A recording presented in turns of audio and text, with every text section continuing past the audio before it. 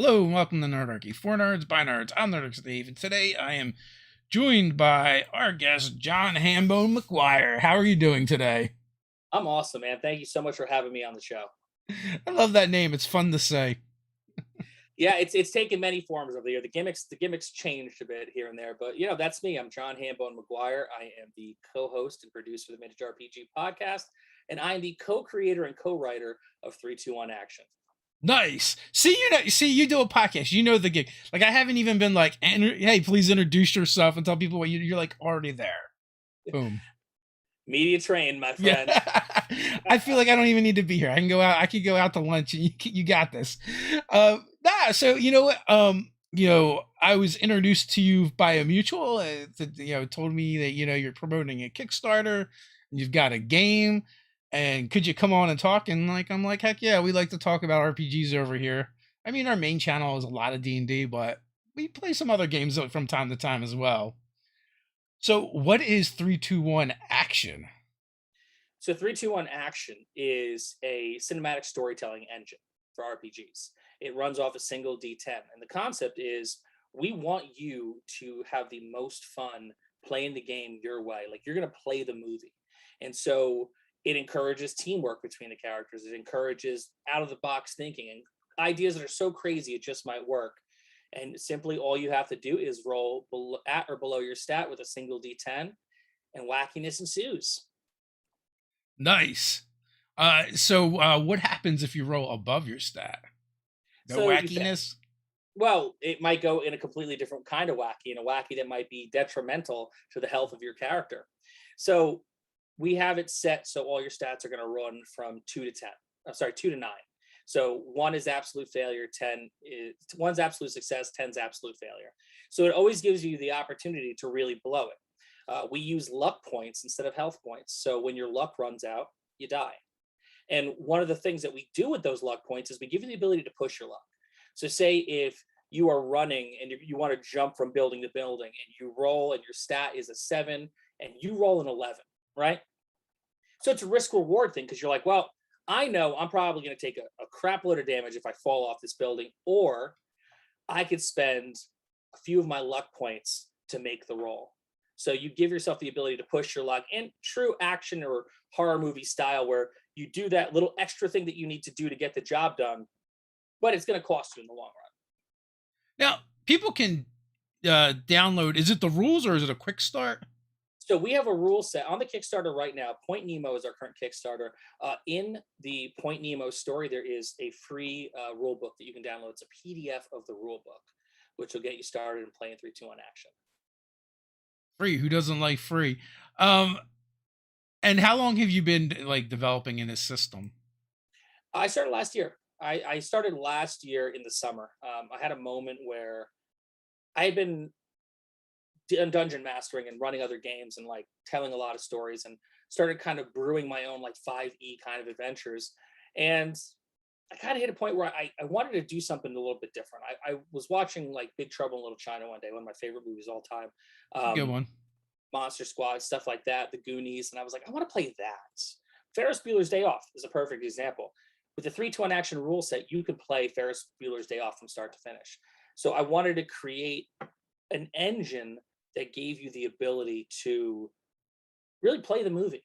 So initially, when I started doing it, I made like an OSR style game. Started using the generic role playing system D100.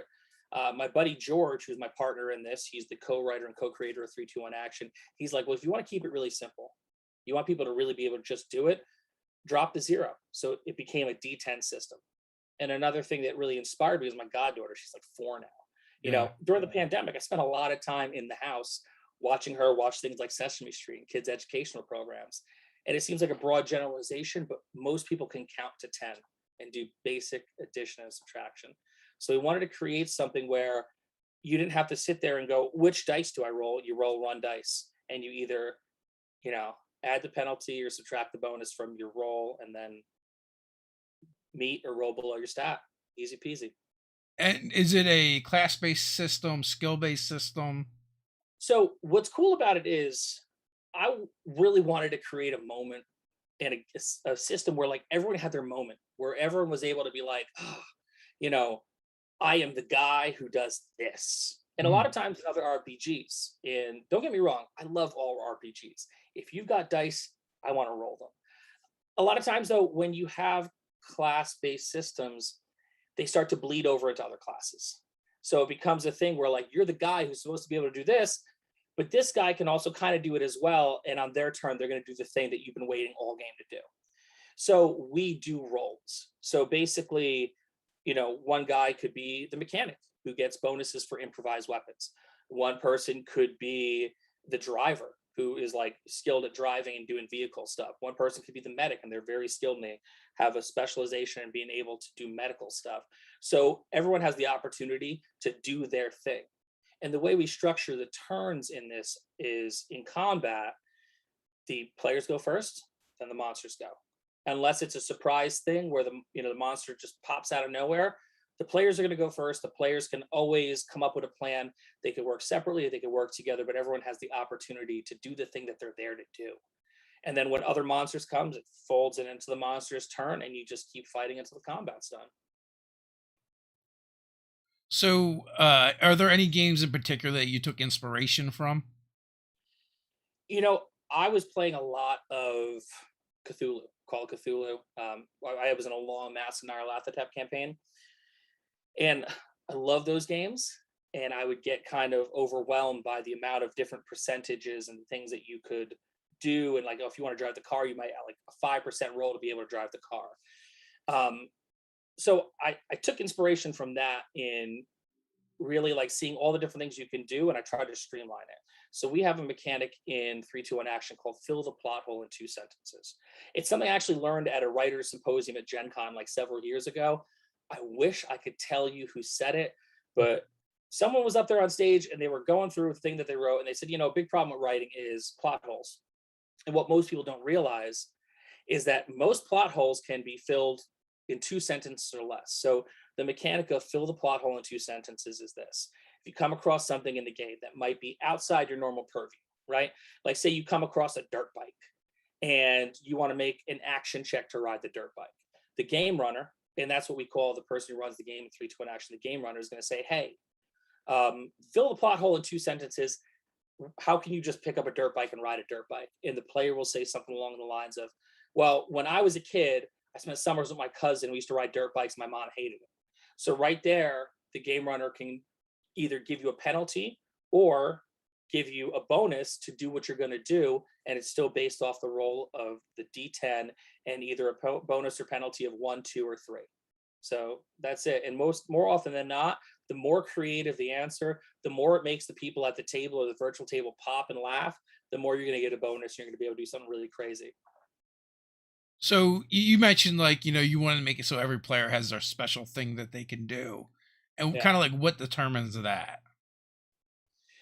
So, it does come back to the role. It does come back to, what the person is essentially there to do. Like in the first game that we did, Rocket to Russia, we had a guy who was an explosive expert. We had a person who was there to be the medic. We had a person who was there who was Jazz Hands Jankowski from Philadelphia, Pennsylvania, who was a person who was a mechanic that could make improvised devices, right? So everyone had the ability to kind of go off and do the thing that they were meant to do. Like, I've got duct tape. Well, I know I can build a bomb, or they might have a special ability that grants them, like, say, a rally the troops thing where you could forego your turn to rally and inspire your teammates and give them bonuses to their damage or something. So, you know, everyone has a different and very specific special ability, but also has something factored into who they are as a player character that gives them the ability to kind of do what they need to do.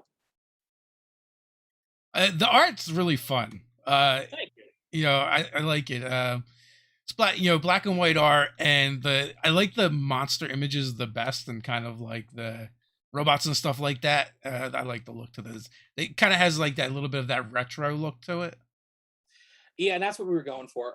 The first book we had Kelly Williams as an artist who designed. I would be like, "This is what I want the monster to look like," and Kelly would come back with these amazing monster designs.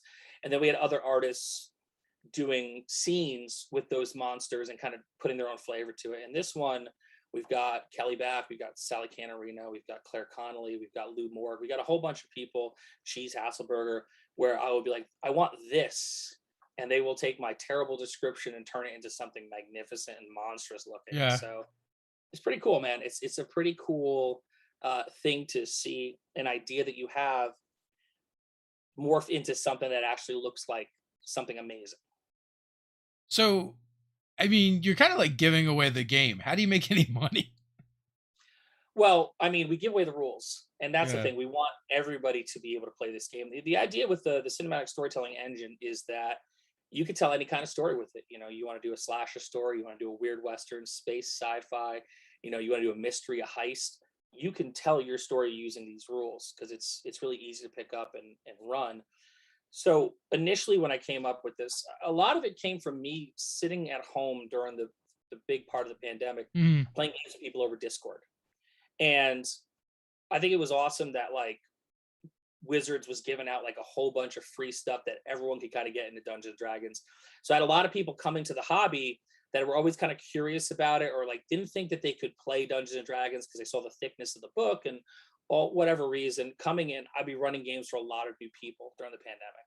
And then I would be like, hey, so you like that? Let's try this. Then I'd run Cthulhu. I yeah. ran Chill one night. I ran like Kids on Bikes. I ran Honey Heist. And the thing that I tended to notice was that the systems that had less intense rules were systems that people found easier to pick up and ended up having a little more fun with because as a first time player, it kind of lowered the bar. So initially when we started making these books, you know, Rocket to Russia has the full rule set inside of the book. So the book is a little bit longer. We meant to make a zine for Yeah. Zine Quest. And then with the rules, which are like 20 pages, it ends up being like a 108-page book. Uh, so we were like, we're going to put the rules in every book. But then we're like, you know, we really want people to just play it and get into it. So we made a separate rule book that we're going to give away online for free forever because we want people to play our game. And so now every book that comes out, that's what you're going to pay for. You're going to pay for the adventures. The rule set, screw it, enjoy it, play it. And we want you to play our game. Is Rocket to Russia, is that another adventure So or is that more like yeah, a kit? it's a full adventure. So Okay. Rocket to Russia um, is my love letter to 80s action movies, 80s, 90s action Yeah, movies. yeah. Red You Heat. are, yeah, crazy stuff like Commando. Yeah. You are a crack commando team going to this mysterious island in the middle of nowhere that's not supposed to be there to essentially do a wet works job, right? But when you get there, you find all these monsters. You find all this stuff that's really not supposed to be there, and then you got to figure out a way off the island. All right, it's a little bit on rails. The first adventure because it's the first adventure I ever wrote, so I'm kind of trying to write something that anyone who plays it can just pick it up and run it. And that's the thing that was important to me as well, making something that like not just easy to play but easy to read and run because I want everyone to have fun with this and not feel like the pressure of preparation. So Rocket to Russia is the full rule set, a full length adventure, bonus rules that they give it a little more crunch at the end. All the monsters are in there, some extra stuff in there as well. And that's what we've been selling. That's what we've been selling since the Kickstarter, since we fulfilled the Kickstarter back in July. Is Rocket to Russia. It's available on Exalted Funeral right now. It's everything you need to play 3-2-1 action in one book. Now the new one, Point Nemo, is a full-length adventure.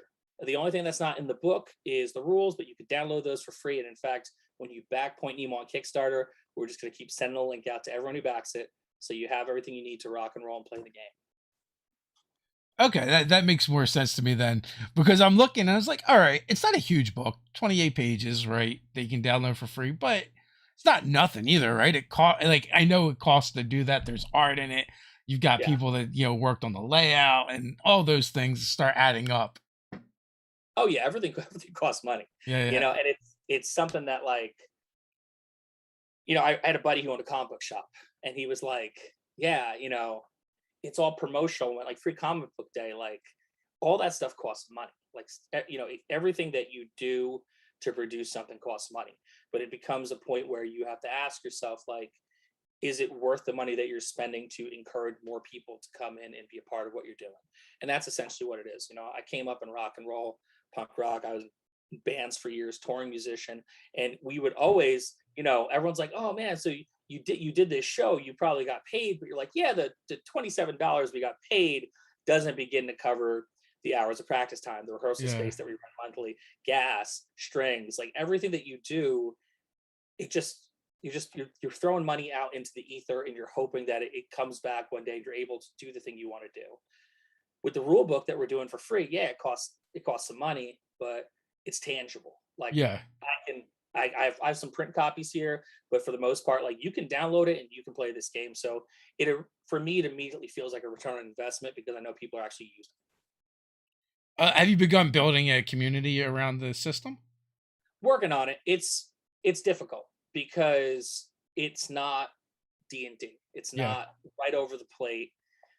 Things that people are used to, for years. So it's a matter of like word of mouth, getting more people to play it. I'm trying to book on more actual plays. I'm trying to get more people involved in playing the game. I'm trying to build the Discord community for it very slowly, but like, it's me and George for the operation. So trying to do everything it's tough, but it's rewarding because man, when someone gets into it and they get what we're doing, it is awesome. Yeah. Well, I mean, you guys are almost, at your funding goal. You're like 2/3 of the way there, a little bit more than 2/3 of the way there, with plenty of time left. So it looks like you'll be able to get that, and it is cool. Like I like to see more options, more things for us to play, and I also really do like the fact that you can hand someone a 28-page book with large font, actually, right? And they Yeah. can just absorb the game and then start playing. Like, someone hands you like Starfinder or something. It's like, here, read this 500-page book, and then we can have fun. So, Yeah, I'm a dropout, and I hated doing homework, and so yeah, everyone learns differently, right? I got some big books on my shelf that I know I haven't read cover to cover, but I get the gist of it. And like any kind of RPG that you're playing, if you're happy and you're having fun, I think it's the best thing in the world. Don't care what it is. I don't care what you're into or what you are trying to like, what kind of style of game you're trying to play, man. If you're hanging out and you're rolling dice and you're having a blast, I'm gonna use the one F bomb right now. Fuck yeah, it, best game in the entire world, right? yeah, For me though, I learn things a little differently, and I know other people do too. So font's a little bigger. We wanted it so people could really easily read it on a screen reader or read it in a paper, and that's also for me from a specialized as well. More artwork and something that's just easily digestible. You can skim through, and even just skimming through and getting the gist of it, you can play this game. I also recorded, and it's up on Bandcamp right now. If you go to 321actiongames.com, there's a link to it. Rocket to Russia audiobook is free on Bandcamp. I know that people get into things, experience things differently. So we have a PDF and the paper book. And if you are the kind of person that's like, man, I really like, I listen to things and I learn it better. I have read Rocket to Russia from cover to cover, and it's on Bandcamp right now, totally free. You could totally download it right now and learn how to play 3-2-1 action. I'm in the process of redoing a couple tracks, then we're going to reconfigure it. Then the rule book will be audiobook read by me on Bandcamp for free as well. The audiobook for Point Nemo will probably come out 6 months after the book does, because it is a lot of work to record an audiobook by yourself. And my voice is like, I'm 42 and my voice is like, man, can't go like you used to, Johnny. So like, yeah, yeah. I'm only reading so many chapters in a night. What is the website? 321actiongames.com. Yeah. So I got some links down in the description, folks, for you to check Oh, out. But that is not one of them yet, but it will be. Oh, even better. Here's your link tree. Yeah, that's it, man. One of the things I tried building a website, and actually I'm Yeah. gonna tell you about a little website that I built in a second, but if you don't mind. Yeah, But go for it, man. We're here to chat. I tried building a website, and it's hard. Like it is harder than it looks, even on the sites that are not hard to use allegedly. But it's hard. So a buddy of mine in a band was like, I was like, what do you use for your website? Who built your website? He goes, who's Linktree? He's like, Yeah. he's like, no one cares. No one, he's like, unless you have actual content that you're updating, he's like, Mhm. you just need people to click your links. He's like, just get a link tree. So I did that. Yeah. One of the things that we did though for our Kickstarter for Point Nemo is that George was like, man, you know, we should do something awesome for the backers. And I was like, what do you want to do? And he was like, I want to do an honest to goodness Christmas special adventure, holiday adventure. And so we wrote it. We wrote I think all said and done, it's 40 pages. It is going to be PDF only. We are going to give it to any backer who backed Rocket to Russia. We're giving it to any backer who backed Point Nemo. And it is the 3-2-1 action Kevin Saves Christmas special. In the Yeah. rule set, you're going to find a little Amphicora dude. Amphicora are the fish people on the island. He is Kevin. Cheese Hasselberger drew him. We love him. And so we wrote an actual holiday special around him. He brings history's greatest heroes, I'm doing air quotes here, through space and time to space and time. He brings them through to help him fight Krampus on the island. So it is, in the truest sense, like a Rankin and Bass style crazy holiday special where like you're playing like Elizabeth Bathory or Divine or like Ned Kelly or like Hammurabi or something with this Amphicora in tow, and you have to fight Krampus on this island, and it's free. So we're going to give it away to everybody. We actually printed postcards that everyone who backs us, we will mail you a postcard as a thank you from 3-2-1 Action from me and George, with a link that'll take you to kevinsavechristmas.com, which is not up yet because I'm still working on that with the website thing that I did, but it'll be up by December 15th. That's when the adventure is going to be available. You will also get the link in the Kickstarter because Lord only knows, sending a postcard during the holiday season, it'll get to you eventually. Yeah, who knows now? Yeah. I mean, I know it's probably getting a little bit better now as far as domestically anyway, but I have friends that work in the postal service and FedEx, and like for a while there, they're like every day is like the holiday season. Those guys were getting crushed. Oh yeah. Brutal. Oh yeah. I mean, that's why we're not going to fulfill till March. Yeah. So Point Nemo's written. It's actually in the process, in the finishing stages of being edited right now. It's going to go to layout. We're going to see how much more artwork we need for it. But the game's done for all intents and purposes, except for adding some more artwork. But we're like, it's going to be crazy trying to deliver like right after the new year. So March, we're going to deliver it complete, ready to rock and roll. Nice. So this is your second Kickstarter then? Second Kickstarter, yeah. You're an expert now. You're an expert. I would say I'm expertly anxious. Yeah. Until that thing says funded. Yeah. There's always that that anxiety. You feel something like hovering in the background, and you're like, "You gone, Spectre?" I need this thing to get funded. Yeah. No, I totally get that. Yeah, it's just like although the first one you guys funded in 5 hours, not bad. We did, but and again, not trying to put ourselves down, but that was Zine Quest. So Zine Quest, yeah, everyone and their mother was throwing money at games. It's a little harder later in the year, I think, but I know we've got a killer product. I know anyone who buys this game is going to have a blast playing this game. And honestly, it's done. So it's not like you have to worry about, is this game going to get finished? Am I going to ever see this game? It's going into layout in the next couple weeks. So by the time you back it, it'll be in layout and you're going to get it in March. And that's it. You're going to get this game. That's a cool map on the first Kickstarter, on the Kickstarter page. Yeah. Skull Dixon did our maps. First game, we brought him back for this one. One of the cool things that I love about being able to do these things is I get to hire cool people to make cool shit. When you are in a band, it's very insular in a way where it's just you and the dudes you are working with, and that's the only people you really get to collaborate with per se.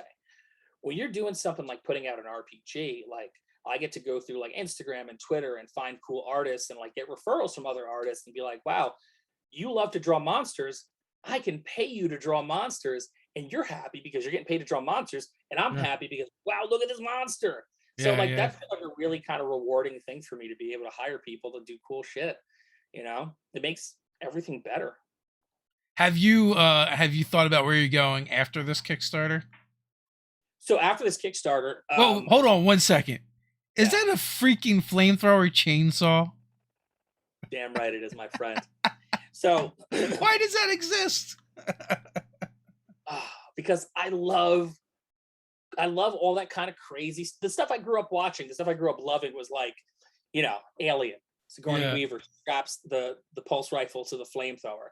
I love the 4-barrel shotgun from Phantasm. You know what I mean? Like, I love the idea of this badass improvised weapon. Yeah. And so Levi Combs, Planet X Games, is a good friend of mine, and he has been just so gracious with his knowledge. From the first Kickstarter, he actually wrote the forward in our first book. Um, we always talk about Grindhouse. We always talk about like old movies, and we're always bullshitting about something. And I was like, I wanted to do something to really thank him for Mhm. for just being so kind and helpful to me. And I was like, how do you really thank someone for like giving you their time and really getting behind you? And I was like, I'm gonna make the most grindhouse weapon I could possibly think of, and I will name it for him. So there's a flamethrower in the first game, and like I grew up watching Evil Dead, chainsaws. So I was like, how could I do this? Get a chainsaw in the game? How can I get a flamethrower in the game? Peanut butter, chocolate, two great flavors that go together. So Yeah. I told Jeeves what I wanted. He designed it. It's the Brother Levi flame saw. It is a massively destructive item in the game. You find it a little bit later in the game, or depending on how you play it, you might find it a little earlier. And you only get 3 uses out of it because it is crazy. But like when you get it, you're killing shit. Yeah. So there's a scene later in Point Nemo that I don't want to spoil, but it is a very intense thing where when you want to do something in the game you have to make checks. So action check, brains check, guts check, cool check, charm check. But there was a thing where like even without any kind of extra stuff on you, you're making like an action check +2. So this person was like, well, I'm not going to discard this thing. I'm going to do this. And I was like, well, it's going to be an action check +3, and you have to make 3 of them. And they looked at me dead in the eye over the camera and they said, there's no way in hell I'm abandoning this thing before I really use it on something big. And they did it. I mean, they spent a lot of their luck points to pull it off. But by the time they got to the end of the game and it was go time, it was go time. Yeah, yeah. Flaming chainsawing everything. Yeah, and I mean there's standard weapons of the game, and because of the way we structure combat, anything could be a weapon. Yeah. So Now, how combat I think I actually interrupted myself. I had no idea what I asked you when I was distracted by a flaming chainsaw. well, I mean that's the point. You saw it and you popped for it, and that's exactly what I'm looking for. Yeah, yeah. Um, Everything could be a weapon though in the game because the way we do combat is everything hits. So you're not rolling a hit. You say to the game runner what you want to do, and you roll for damage. So, say for instance, a knife has a -6. So you will roll a d10, you'll subtract 6 from it, and that's how much damage you do. A gun might have like a -2, and the same thing. So, like if you're shooting an M4, you just subtract the total from 10, and that's how much damage you do. Yeah. How much Um, does the chainsaw do? Does it get a plus? the chainsaw gets so the shotgun, the chainsaw gets a plus. The chainsaw, if I remember, I'm gonna look it up right now, but if I remember correctly, the chainsaw gets like a +2 for the flame flower and a plus like 5 for the chainsaw. Like it's something crazy where like Yeah. you're doing a minimum of damage that is more than most weapons, and you're doing it to multiple targets. But by the way we do that, it gives you like we have a character in Point Nemo who's a celebrity chef. Because in Point Nemo, you're not a crack commando team, you're a documentary film crew who Yeah. is you're headed to this island under kind of false pretenses. So who is going to be on the ship with a billionaire? You're going to have a celebrity chef.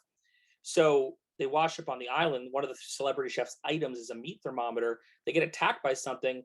The player used the meat thermometer against the amphicora. Like anything could be a weapon.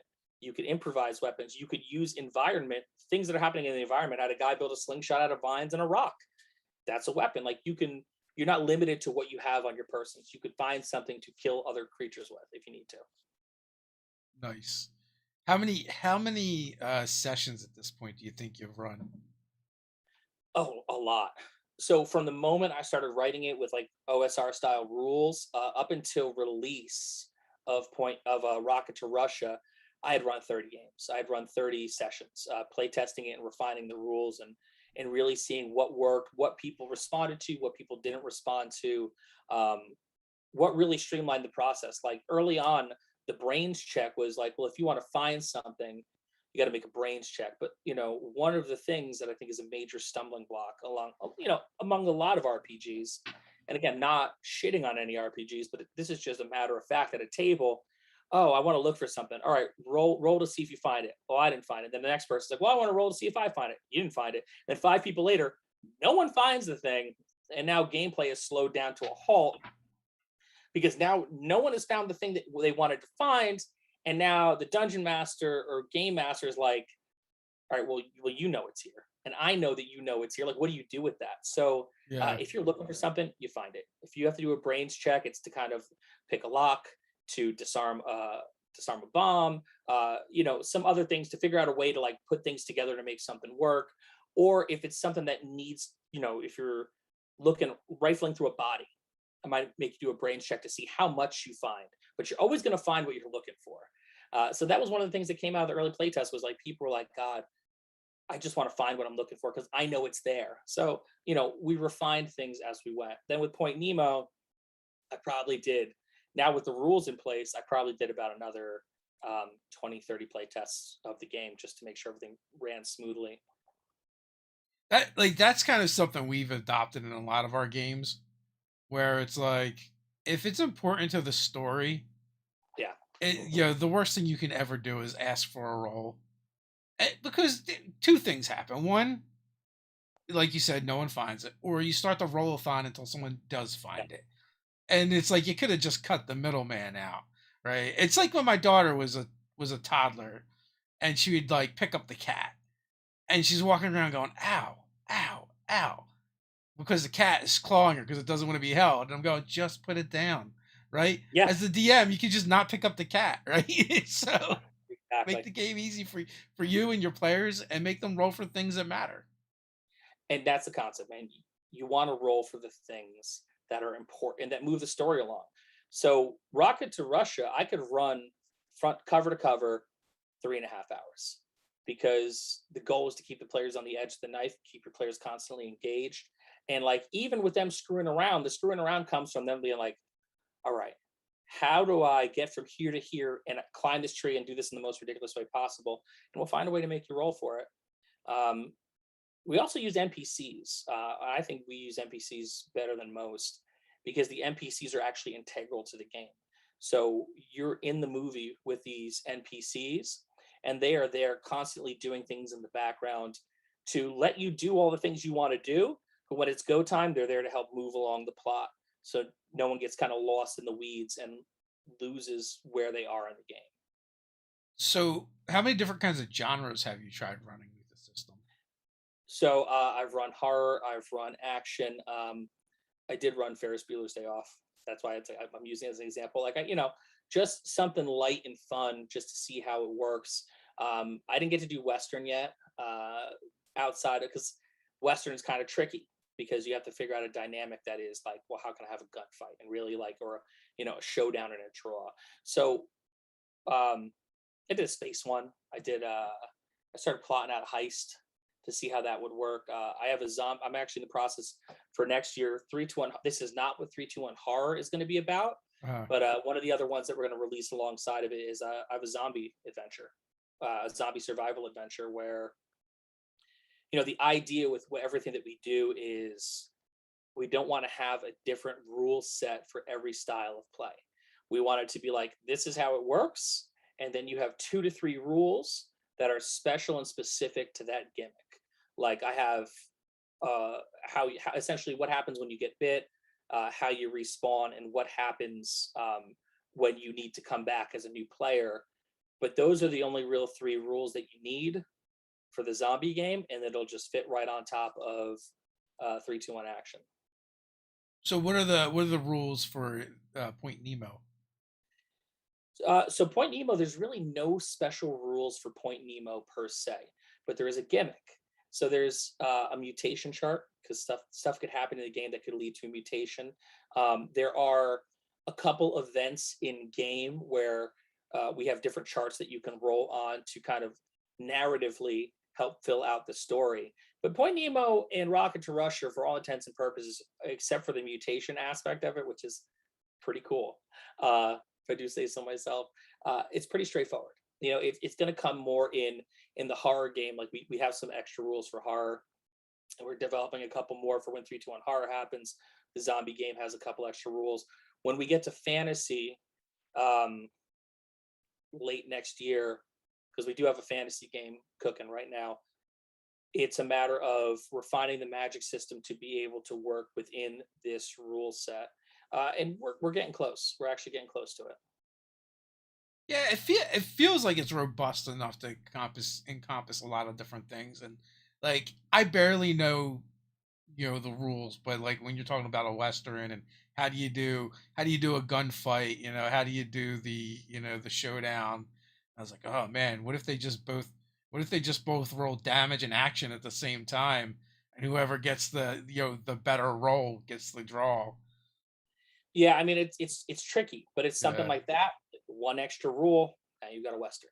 You yeah, know, and that's yeah. and that's the idea. Like next year, we're also going to be hiring people to write adventures for it. You know, I think like one of the things that made like Mork Borg and Mothership so successful is that other people are writing adventures for it to support the system. So like year one was us getting our feet wet as publishers and figuring out all this stuff, Kickstarter and all that stuff. Yeah.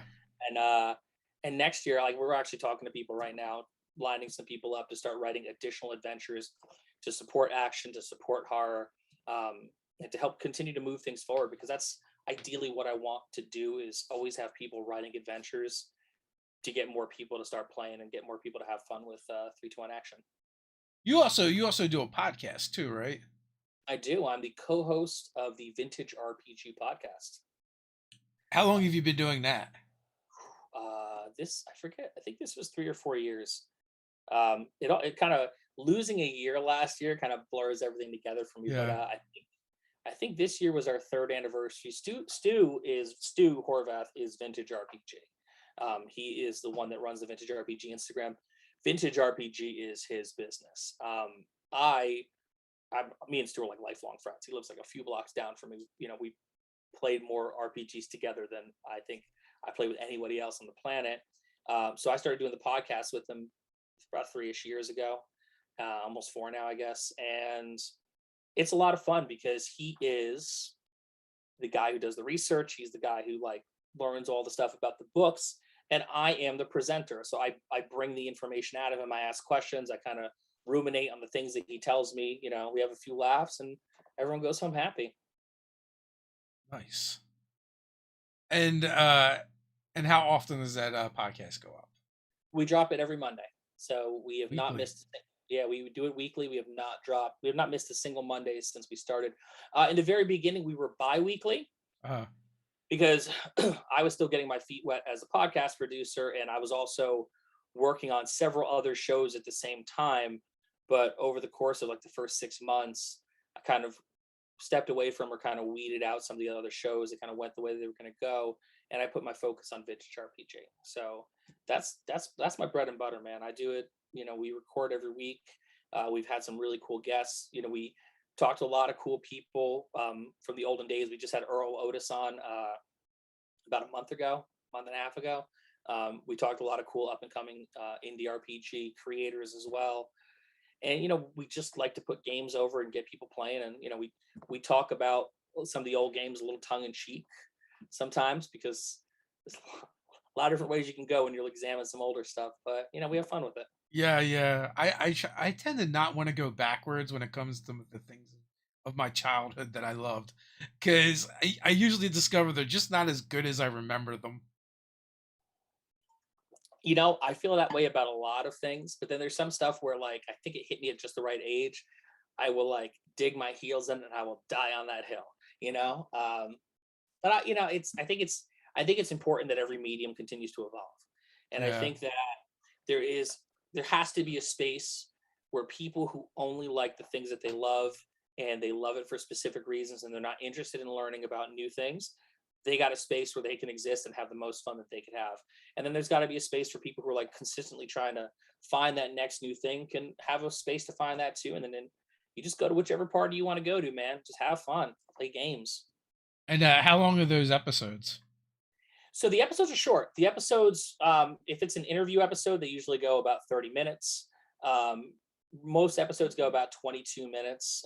Some go like 15 minutes because I am not a person who believes in filler. I'm, coming up playing punk rock. It's all killer, no filler. So Yeah, yeah.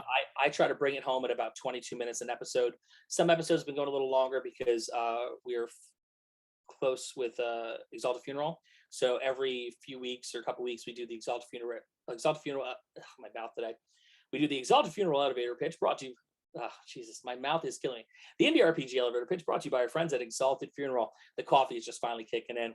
And so we'll highlight a new artist or someone who has a Kickstarter, and we'll give them an elevator pitch. We'll give them like 7 to 10 minutes to just pitch what they're trying to pitch. And usually we do that surrounding Kickstarters. Usually we do that surrounding like if they got a new release coming out or if something's first to make it to market. We want to support indie creators who are trying to break into it, trying to get the job done. Ooh. Is that the kind of music you were playing, punk? Oh yeah, I mean, right now I'm in an outlaw country band, but yeah, I grew up playing like punk rock. I was in an emo band. I have Yeah. the flat iron scars to prove it. Um, yeah, I played emo, I played hardcore, I played punk rock mostly. I played outlaw country, played in a goth band for a little while. I Outlaw love country. What exactly is outlaw country? so Johnny Cash, stuff like that, Waylon Okay. Jennings. Um, except we're a bunch of old punk rock kids, so we play outlaw country much faster. We're a band called Secret Country, and so it's country rock tinged with punk. And we were having a good time pre-pandemic. We were doing shows and hanging out and like playing places, but we're Do you still think you'll releasing. go back to playing places? Oh yeah, absolutely. I mean, I up until the pandemic, even when I wasn't touring, up Yeah. until the pandemic, I think I did at least one show a month with Okay. somebody. And then later years, it averaged out to be about a show a month, give or take. Some months have more shows, some months have no shows. Um, but then with the pandemic, like we've done one show since. We had an outdoor festival that we played, um, which was in town. It was like the big festival for the town. So we did that. That was the only show that I've played this year, and it was very nice to be able to get back on stage. But I don't see myself touring again. I don't unless there's real money involved. I don't see myself Yeah. putting on the boots, getting on the road again. I've done that. I've been a touring musician. I've been a traveling salesman. I've It's a done it rough all. life, man. It was. Yeah. It was. It like it's hard, living on the road. 2012 was one of my top years when I was in traveling sales, and I lived in a hotel 85% of the year, and on my feet, slinging, selling, and it was hard. It was good times. I had a lot of fun. It Yeah. was hard, so it was definitely tough. Yeah, especially the older you get, like, yeah, it's like for me, I've got like a family and kids, and that Yeah, stuff gets hard. Even just jobs that have like super long hours are rough. yeah. My But knees, my lower back. yeah. I mean, I've got hearing loss in both ears from years of going at it. So yeah, I can't go like I used to, and I am Yeah. at 42 years old, completely content in admitting that I can't go like a top guy anymore. But I'll still go. But man, I'm gonna feel it the next day. Yeah, yeah. Getting old sucks, man. What are you gonna do? Yeah, just enjoy the sedentary lifestyle of running RPGs for your friends. There you go. Get the pizza delivered. Do you think you're gonna branch out and make other RPGs, or like this is my one system and I'm just gonna build things for this? You know, I've talked to other people about I've like consulted on a couple other people's games. I've um, you know, have something kind of like simmering that's going to probably simmer for a couple years before the other people involved are able to do it. But no, I mean, all my focus is going to be on 3, 2, 1 action. But Yeah. I wouldn't say no to someone else hitting me up being like, "Hey, can you help me work on this?" Because I really do love working on games. But really, right now, my sole focus is 3, 2, 1 action. It's got to be because it's important to me to get this into people's hands. It's important to me to support the system. It's important for me to um, play this game with people. And I'll dabble, but right now, man, I'm full speed ahead, at least for the next several years. Well, you Three, you've talked to a lot of creators, and I'm always intrigued because you have the creators that are going to make the one game, and they're just gonna like they're not gonna deviate from that, and they're just gonna build on that, build on that, and build on that. And then you have designers that are like, I made the thing, I'm done with the thing, now I make a new thing, right? And they kind of just have a cycle of doing that. And I don't see one as being particularly better or worse than the other. It's just like a different mindset. So I find that kind of like interesting. yeah, I mean, like I said, I played in so many different types of bands. Like, I would be thrilled to help other people and work on their games, but like, I've also realized as I've gotten older that like, if you really want to do something, you gotta put the time in. If you really want to show respect to your audience, you really have to go in on the thing that you're making.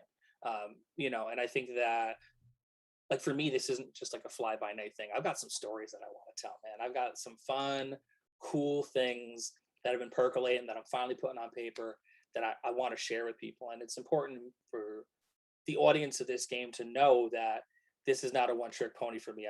Obviously we're not making money, so we're not cashing out and running. That's not happening. But like, for me, it's important that the audience know that, like, there's going to be more.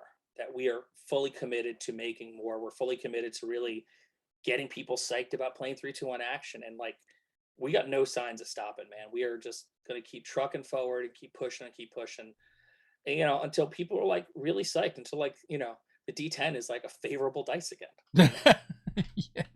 I love it. I mean, I got one like right. I don't know if you can see it. I got one like right there. Well, I I, mean, it's not as obscure as the D12.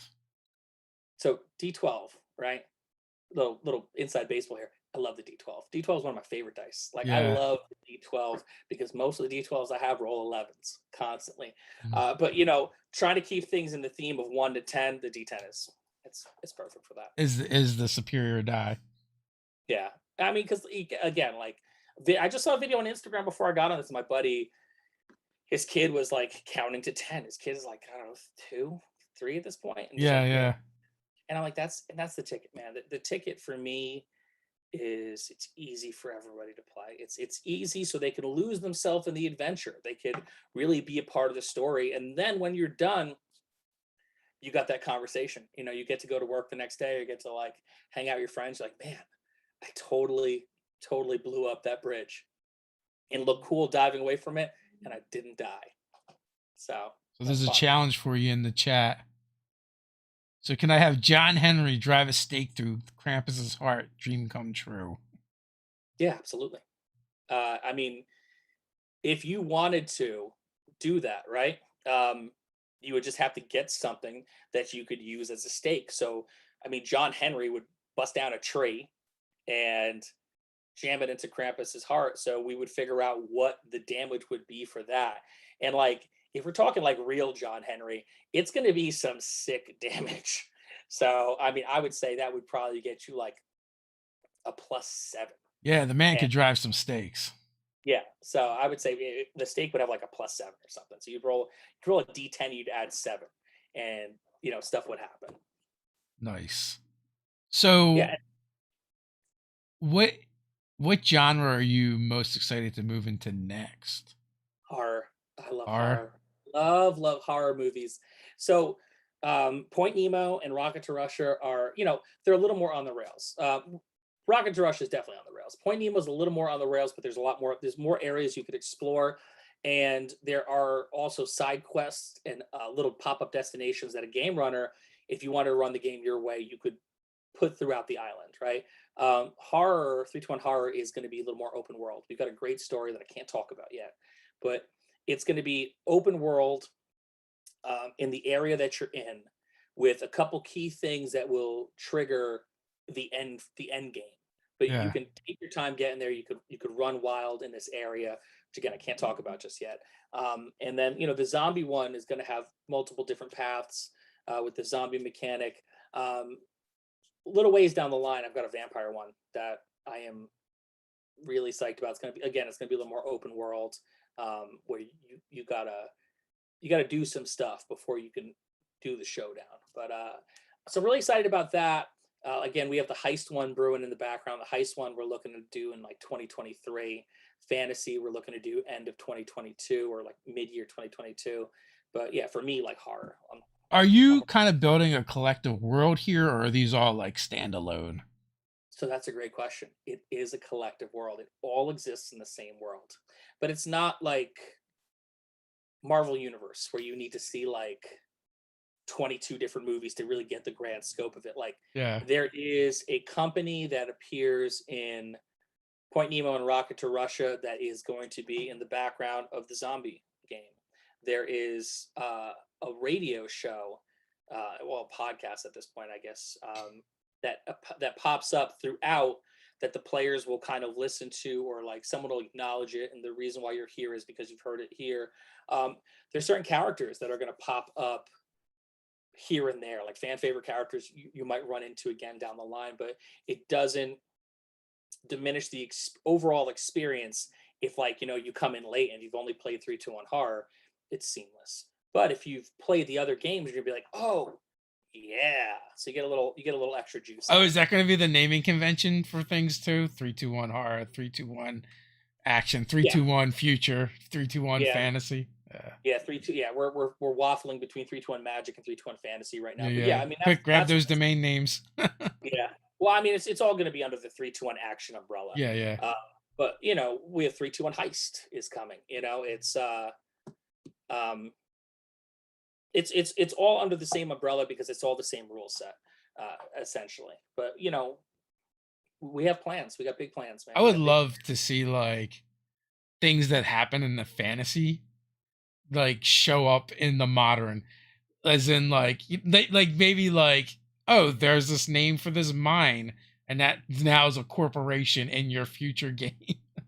We have it all tied in already. We got it. We got Yeah. like some like little Easter eggs and threads and seeds kind of floating around. It all comes together, Nice. man. It's all a lot of fun. Now, do you guys have like a Discord or anything where people can kind of go and hang out and talk about their 321 action games or put the games together?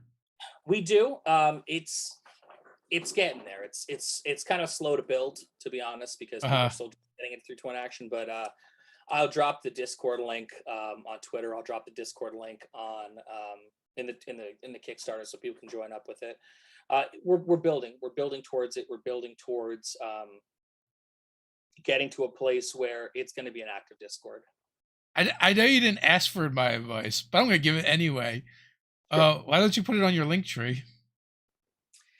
That is a great question, and I'm going to do that. Yeah, there is a myriad of things that are on my like lists to do, Yeah, and yeah. a myriad of things that I'm like, I should do something with this, but like, like the running the Kickstarter is like, taking over your life until it's done. So I'm like, man, Yeah, I get yeah. No, I it. I get it. Before we Like get off you, this call. when you're a small shop and like you've got one or two or three people that do everything, Yeah, and to different degrees too. Like maybe some of them are only part time. It's a lot. yeah. Brian Smith said, "Add a grappling hook, I'm in." Uh, So, well, all right. Well, listen, I will tell you. I'm gonna give you a little spoiler here. yeah. There is an item that you could find in Point Nemo that is a grappling hook. There. Oh man, I forget who it was. I think it was it was whoever was running Think Geek at the time. We had done some things with them, and I forget his name. It was a couple years ago. I'm Yeah. terrible with names, but they were talking about like running an office game and like having like a new player that never played before, and like all they wanted to do was use their grappling hook for everything. Well, you can. So before we talk about the Brother Levi Flamesaw, right? Yeah. I was doing a rewatch with my girlfriend of Gravity Falls, and Mabel, the sister, has a Mhm. grappling gun. So in Point Nemo, there is the sister Mabel grappling gun. Um, and I told Cheese Hasburger what I wanted for it. He designed it, and it is an item that you can use like bionic commando style, like a grappling gun or like Batman, Yeah. or you use it as an offensive thing. I had someone in one game. There was a big oil drum gas can across the way, and so he pulls out the grappling gun, and there's a creature between him and the gas can. He shoots the gas can, reels it back with the grappling gun, and his buddy did the Jaws thing, smile you son of a bitch, and shot the thing as it was coming by. They blew up the monster. Yeah. Like that's the kind of stuff you can do in 3, 2, 1 action. And I can tell you, there is definitely, and if you follow my Instagram, I think I put a picture up on it, or I might have put a picture up on my Twitter of it. There's definitely the Sister Mabel grappling gun in Point Nemo. So back us. You get a Most grappling gun. importantly, did the grappling gun survive that encounter? It did. Yeah. That's the problem with doing really cool explosion things. No, you know what? But I mean, it's such a cool device, and like I want people to continue to be able to use it. Yeah. Like you only have 4 inventory slots as well, so Okay. there's certain things that take up multiple inventory slots. So I feel like if a person's going to use it or carry it on them, they need to be able to use it. The exception is the Brother Levi Flamesaw. You only get 3 uses before it destroys itself. But in the game, what I love is guns and ammo is 1 inventory slot. Bow and arrow is 1 inventory slot. If you have a bag of Molotov cocktails, that counts as 1 inventory slot. So you can maximize the 4 inventory slots you have, and also still remember that you have the stuff and use it, because that's a big thing that I would always run into when I was running games. It's like, as a dungeon master, I was like, okay, this is the moment. He's got this one thing that is going to do the thing, but your buddy who has it also has like so much other stuff in badly scribbled on their thing. They Yeah. forget that they have it. They don't ever use it. So if you have an item in Point Nemo and 3, 2, 1 action, you are going to use it. So why 4 slots? What's the magic of the number 4? The magic of the number 4 is I know people will remember what they have if they only have 4 things. Yeah. And certain things do take, like the Brother Levi Flamesaw takes up 3 inventory slots because it's huge. But like, one of the characters, Bob Lum, is a Mr. Fix-It. So Bob has a tool belt, but on that tool belt, he's got a screwdriver, he's got a hammer, he's got nails, he's got screws, he's got all the things that he needs, because that's one item, because it's part of the one item.